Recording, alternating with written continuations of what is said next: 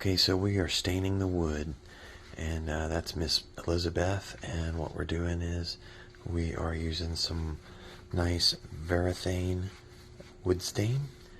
Sorry about the mess on that table. There's a lot of work going on in here.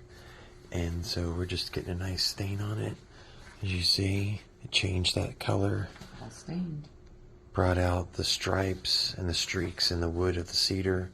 And you can see it on the white areas, how it's got that texture.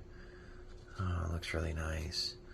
Alright, so that's our plank right there. We've done multiple planks. We can see those right here. They're out here drying. There's 4. I've got 2 on our lawn chair right here.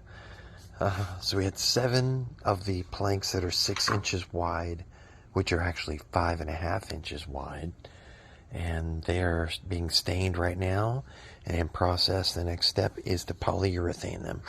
All right, we'll check back later when we're doing that step. Have a good night.